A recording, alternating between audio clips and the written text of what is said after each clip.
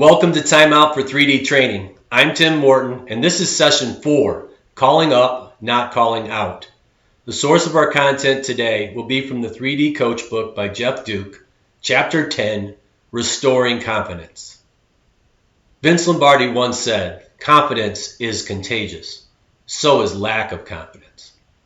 We've all done it before as coaches. We coach up our players, we get into the heat of competition, and failure happens. We know we need to address it. We know we're not very happy with the end result.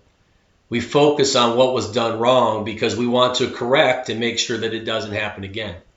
We emphasize the negative, and our tone tends to be harsh.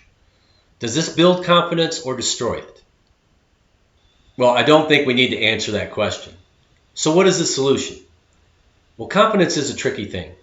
It's kind of like character. It takes time to build it up, but it can be torn down in an instant. Does this mean that we tell a player they're doing well when they're not? No, and that wouldn't be truthful. But a 3D coach will specifically affirm what is right and honorably correct what is wrong. Confidence is defined as one of the most influential psychological contributors to success for athletes and teams. When confidence is lost or shaken, the athlete's mindset is challenged by doubt in their abilities. In order to restore confidence or belief, the athlete must be led down the path within the second dimension. Chapter 10 outlines 3 steps or strategies that you could use as a coach to restore confidence in your athletes.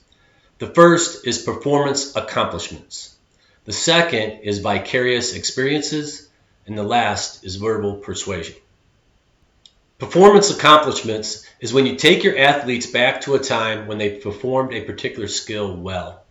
You can show them these past successes through video analysis, verbal storytelling, or visualization. Vicarious experience is when you have your athletes watch others perform a particular skill well, either through video or in person. This can be done in practice or in games. Verbal persuasion is when you encourage athletes with your words. In other words, calling them up instead of calling them out. It's very important here to be specific in your affirmation. It's important to tell them exactly what they did well so that they'll be more motivated to do it again. So here's the challenge today, coaches. The family unit is no longer the place where young people are continually built up. Certainly the home is still the best place for motivation and confidence. But when that goes away, it falls on coaches to instill those values into the youth culture. We need coaches that want to prepare to step into the lives of their players and help them reclaim the joy that they have lost. I'd like to personally share how I've been able to utilize these confidence strategies when helping my players develop a foul shot routine. First, I would use video technology to break down and teach the techniques of shooting to each of my players.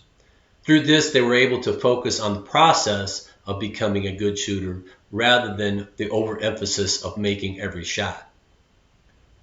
Once the technique had been taught through repetition, then it was time to develop a physical routine that would be performed at each time a foul shot was taken. I allowed the players freedom to develop this routine on their own so that they would have more confidence in it. At this point, I don't want them thinking about any technical aspects of the shot. I would then have the players create a visual or mental routine that they would play prior to receiving the ball before they would execute the shot.